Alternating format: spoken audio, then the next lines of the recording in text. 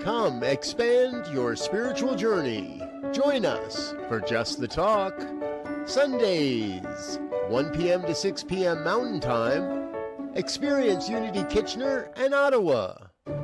Center for Spiritual Living Midtown, Center for Spiritual Living Denver, Unity of Garden Park, New Thought Philadelphia, the Sunshine Cathedral, Unity of Savannah, and the Ohm Center for Spiritual Living.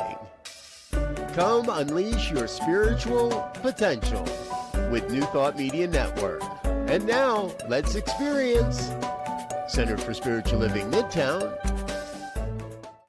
Thank you. I always love coming here and seeing you guys and speaking.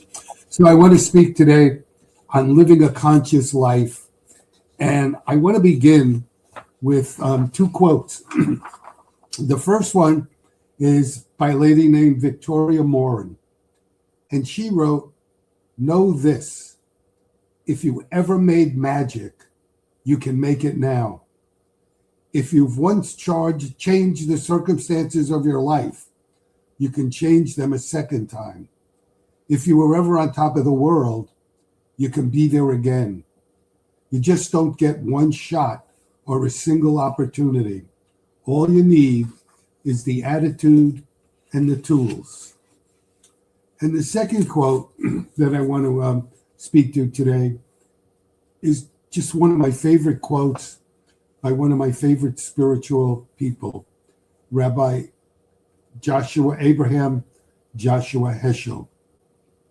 And he wrote, "In the eyes of the world, I am average, but in my own heart, I am of great moment.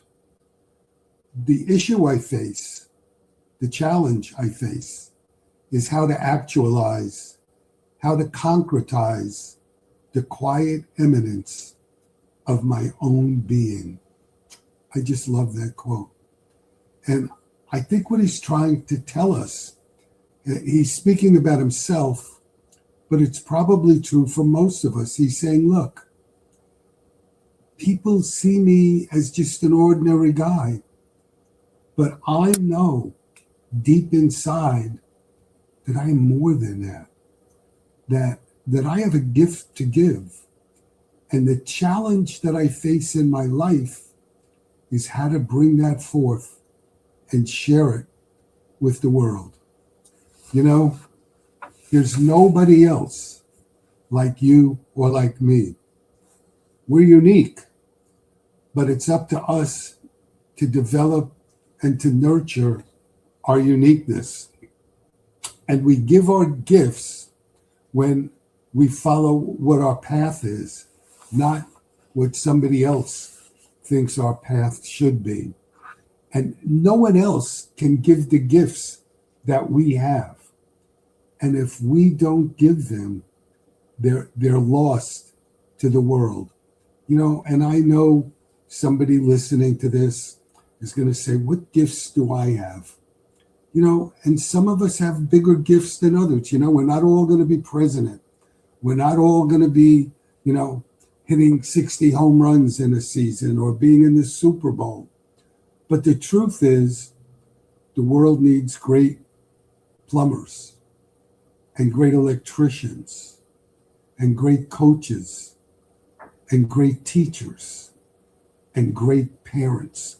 You know, a few years ago, I was sitting somewhere in an office, and there was a woman with a bunch of kids, and we started to talk. And I said to her, "How many children do you have?" And she said, 9. I wanted to have 10, but my husband said, we need to stop.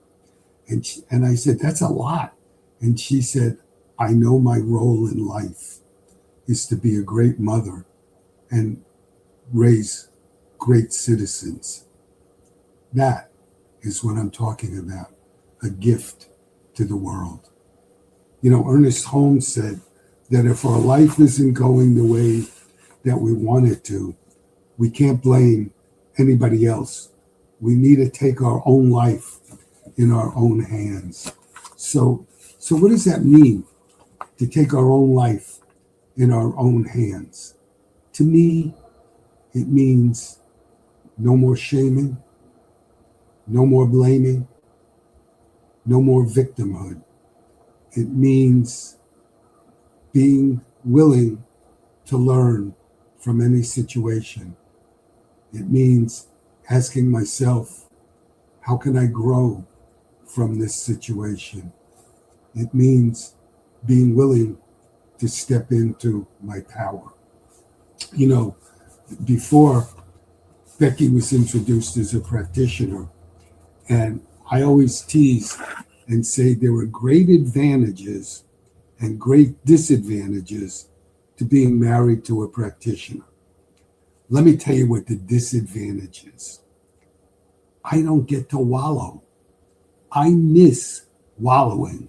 You know, I come home and I'm upset about a situation, and Becky will listen to me, and then she'll say, so what do you have to learn from this situation? Or if I come home and I'm moaning about somebody that done me wrong, she'll listen for a while, and then she'll say to me, hey, tell me, how is this person your teacher? That's what I'm talking about taking your life into your own hands. So I want to read something to you that I found on the internet. Remember that responsibility is not a burden placed upon us. It's a sacred invitation. It is the awareness that we are not victims of life, but participants in it. Not powerless, but powerful beyond measure. When we accept responsibility for our thoughts, our choices, and our responses, we step into alignment with the divine intelligence that lives and moves within us. You know, I used to tell all my congregants, we are spiritual powerhouses. If we're willing to do the work, we can be, do, or have almost anything in our life. Let me just read one more paragraph. To be responsible is to respond from the highest knowing. It is to choose love over fear, wisdom over habit, faith over doubt. Each moment offers us a chance to begin again, to take ownership of our inner world, knowing that as we shift within, the outer world must follow. So I want to share with you a story from Dr. Rachel Remen. And she said at some point she was having a recurring dream. And the dream was that a daffodil bulb was planted in the ground, but a heavy rock was lying on it, so it couldn't bloom. And she didn't know what this dream meant. So she went to a friend of hers who was a counselor, and the friend said, maybe the bulb and the daffodil are having a conversation, the bulb and the rock are having a conversation. Why don't you listen in? And so Rachel went home, and I guess she meditated on it. And this is the conversation she heard. The rock was saying to the daffodil, it's a dangerous world out there. Don't bloom. I'll protect you. And the daffodil was saying, but I must bloom. Blooming is my whole purpose for being alive. And the message is, don't let anybody stop you from blooming, from living the life that you're called to live. Only you can bloom the way you're supposed to bloom. Let me give you two examples. Rabbi Zusha is lying on his deathbed, and he's surrounded by his students, and he begins to cry. And one of his students says, Rabbi, are you afraid of dying? And he says, no. And the student says, are you afraid they're going to ask you why you weren't more like Moses? And he says, no, I'm afraid they're going to ask me, why weren't you like Zusha? Why didn't you live the life that you were given, the life you were supposed to live? Let me read something or tell you something from the poet Apollinaire. He said, "Come to the edge, but we're afraid. Come to the edge, but we might fall. Come to the edge." And so they came, and he pushed them, and they flew. I think what he's trying to tell us is that sometimes it's risky and it's scary to plow new fields, to move beyond our comfort zone. But very often when we do, we find out we're more powerful and stronger than we ever believed. And we're like that because God is always, always with us. You know, we become what we think we are. And if we don't do that, that means that we're allowing other people's labels to define us. You know, Holmes said that an hour a day of meditating won't save you from the confusion of the world, but 51% of your thinking will. So a few years ago, Becky and I took a course from IONS, the Institute of Noetic Science, and the course was on conscious aging. And we actually had the ability to teach this class, which we haven't done, but keep threatening to do. And someday we will. And one of the articles that we were asked to read was titled, "Who do you want to be when you grow old?" And the authors say that very often older people start to have regrets. They think, is this all I'll ever be? Where did the time go by? Wasn't I meant to be someone? And the authors say, look, the issue is that when we were young, we were living a different kind of life. We kind of put questions of purpose and meaning aside because most of us were busy earning a living and raising a family.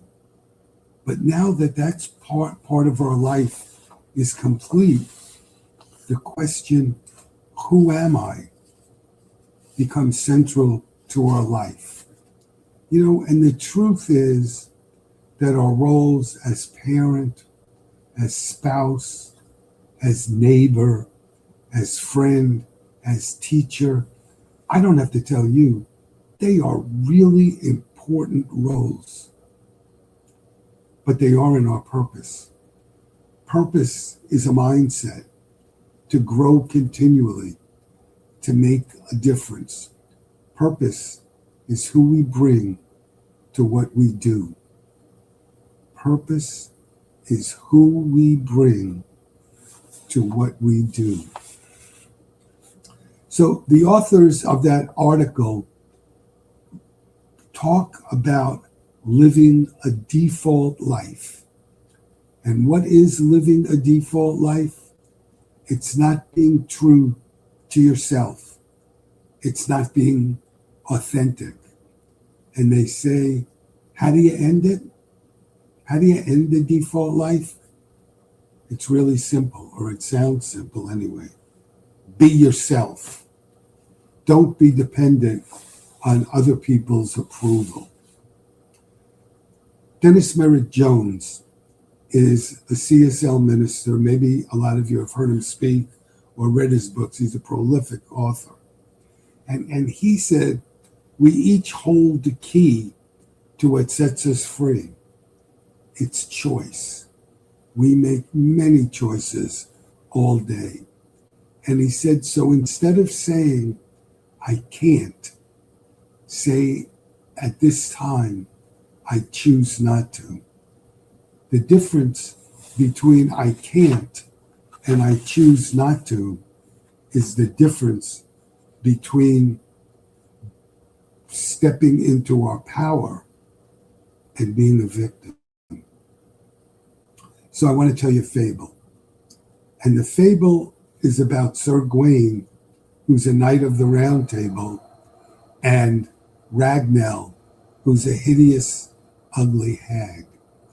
And Sir Gawain agrees to marry her because the king is dying, and she's the only one that has the potion that can save the king.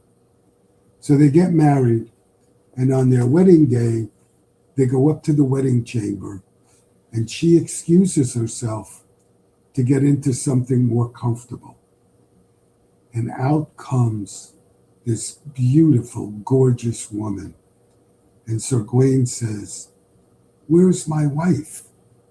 And she says, "It is me, but I've had a curse put on me, and you have a decision to make." And here's the decision.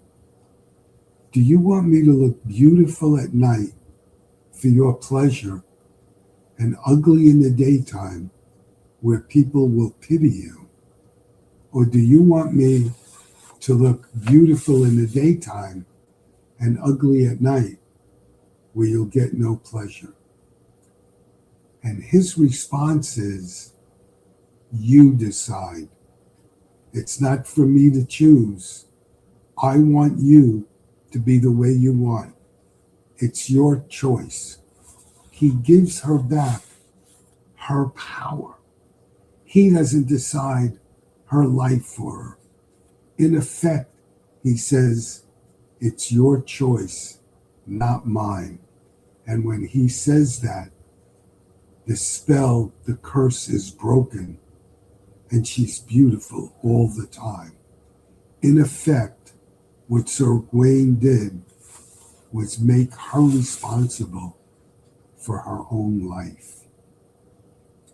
So what could you do to begin letting go of a default life? Let's talk about 4 or 5 things. One is you could begin to ask questions. You know, when I've given you some, who am I? What is my purpose? What is my meaning for being here? You can make your own questions up.